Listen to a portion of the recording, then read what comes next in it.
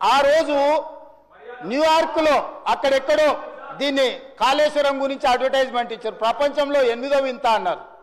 ఏమైంది అధ్యక్ష? వింత 3 ఏళ్లలో కుప్పగూలింది. ఇప్పటికైనా నా రిక్వెస్ట్ ఒక్కటే, వయసు ఉన్నది సరే, మీరిద్దరు ఆడ ఆశ పడుతున్నారు, పెద్ద మనిషి వదిలేటట్టు లేడు. మేమందరం కూడా పెద్ద మనిషి ఉంటేనే బాగుంటుంది, ఇలా చేతికిస్తే ఏం చేస్తారో తాడు బొంగరం లేకుండా అని తెలంగాణ సమాజానికి ఒక భయం ఉంది. వాళ్ళిద్దరు పోటీ తెలంగాణ ప్రజల సావుకు వచ్చింది అధ్యక్ష. మీరు చూడండి, ఎప్పుడైనా ఒక ఆయన పొద్దున్నే ట్విట్టర్లో పెడతాడు, 11 గంటలకు ఒక ఆయన ప్రెస్ మీట్ పెడతాడు, 4 గంటలకు ఇంకొక ఆయన పర్యటన ఆడిపోయి ఇద్దంటారు. వీళ్ళందరూ చూసేవరకల్లా సాయంత్రం మేడం గారు అందరిని పిలిపించి సమావేశం పెడుతుంది. ఏం పోటీ ఇది? ఎందుకు పోటీ? అసలైన ఆయన నేను వెనకటికి చెప్పిన అధ్యక్ష, వెనకటికి ఆయన మారుతుండు, ఈయనకి ఇస్తుండని కొంతమంది పాపం తెలియని అమాయకులు అందులో ఉన్న మంత్రులు మా పెద్దసారి పోతున్నాడు, మా చిన్నసారి వస్తుండని భజన సంఘం పెట్టి భజన చేసిరు.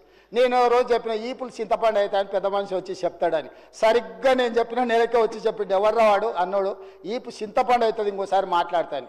ఆయన మంచిగా ఉన్నాడు, ఆయనకి ఏం ప్రాబ్లం లేదు, వీళ్ళు ఆశపడ్డ ప్రయోజనం లేదు. ఆయన బాగుండాలి, 100 ఏళ్ళు ఆరోగ్యంగా ఉండాలి, ఆయన ప్రతిపక్షంలో ఉండే ఆయన అనుభవాలతో మాకు సలహాలు ఇవ్వాలి. వాళ్ళిద్దరు ఆశపడి పోటీ పడి పెద్ద మనిషికి ఏమైనా ప్రమాదం తెచ్చేటట్టున్నారు అధ్యక్ష.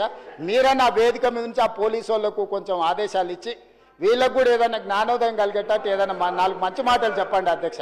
మా పెద్దలు జానారెడ్డి గారన్నా లేకపోయారు ఈ సభలో, కనీసం వాళ్ళకి ఏమైనా మంచిగా చెడో చెప్పనీకే. కాబట్టి దయచేసి ఇట్లాంటి పనులు మాని మీరు ప్రతిపక్ష పార్టీగా మీరు సలహాలు సూచనలు ఇవ్వండి, మాకేం అభ్యంతరం లేదని నేను తెలియజేస్తున్నా అధ్యక్ష.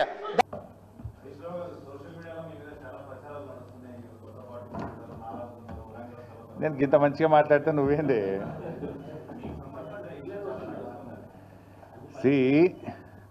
సోషల్ మీడియాలో వచ్చిన వార్తల మీద ట్విట్టర్లో నేను అదే రోజు ఖండించిన. 1, 2 చివరికి మా నాయకులు దాసోజు శ్రవణ్ గారు, ఎర్రోల శ్రీనివాస్ గారికి చెప్పి పోలీస్ స్టేషన్లో కంప్లైంట్ కూడా ఇచ్చి ఆ కంప్లైంట్ను కూడా నా ట్విట్టర్లో పోస్ట్ చేసి ఇటువంటి ఫేక్ ప్రచారం నమ్మొద్దని, తక్షణమే డీజీపీ గారు వీళ్ళ మీద చర్యలు తీసుకోవాలని చెప్పి కూడా నేను రాష్ట్ర డీజీపీ గారిని కోరిన విషయం కూడా మీ అందరికీ తెలిసిందే కదా. ఏం రఘు గారు?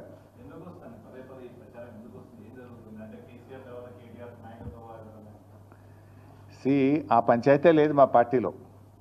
నేను చాలాసార్లు కూడా చెప్పాను, మీరందరూ కూడా చూసింటారు, ఒక్కసారి కాదు కొన్ని 100ల సార్లు చెప్పి ఉంటాను.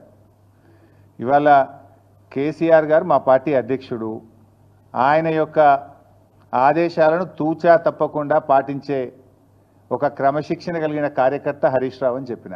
ఇది బహుశా 100ల సభల్లో చెప్పిన, టీవీ డిస్కషన్స్లో చెప్పిన, ప్రెస్ మీట్లలో చెప్పిన, చిట్చాట్లో చెప్పిన, అనేక సందర్భాల్లో కూడా చెప్పిన. సో మీరు అన్నట్టు కేటీఆర్ గారికి నాయకత్వం అప్పచెప్తే స్వాగతిస్తాను, డెఫినెట్గా ఐ కోఆపరేట్. ఒక కార్యకర్తగా హరీష్ రావు పార్టీ నిర్ణయాన్ని, కేసీఆర్ నిర్ణయాన్ని ఎప్పుడైనా శిరసా వహిస్తాడు తప్ప గీత దాటే వ్యక్తి కాదు. ఇది నా 25 ఏళ్ల రాజకీయ ప్రస్థానం చూపిస్తుంది. 25 ఏళ్ళ నుంచి నేను బీఆర్ఎస్ పార్టీలో ఉన్నాను. పార్టీ జెండా పుట్టుక నుంచి ఈ రోజు వరకు కేసీఆర్ గారి అడుగుజాడల్లో వారి సూచనలకు అనుగుణంగా పనిచేసేటువంటి ఒక కార్యకర్తగా హరీష్ రావు పనిచేసిండు, రేపు కూడా చేస్తాడు.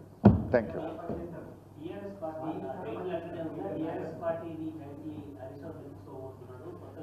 ఇవన్నీ చిల్లర ముచ్చట్లు బంద్ చేయాలి. ఇంత స్పష్టంగా కుండబద్దలు కొట్టినట్టు నేను మాట్లాడుతుంటే మీరు ఈ ప్రశ్నలు ఏందో నాకైతే అర్థమవుతలేదు. ఇంత కుండబద్దలు కొట్టినట్టు 100ల సార్లు చెప్పినా మళ్ళీ ఈరోజు కూడా చెప్పినా కదా. My leader is KCR. What ever KCR says Harish Rao will follow it. That's all.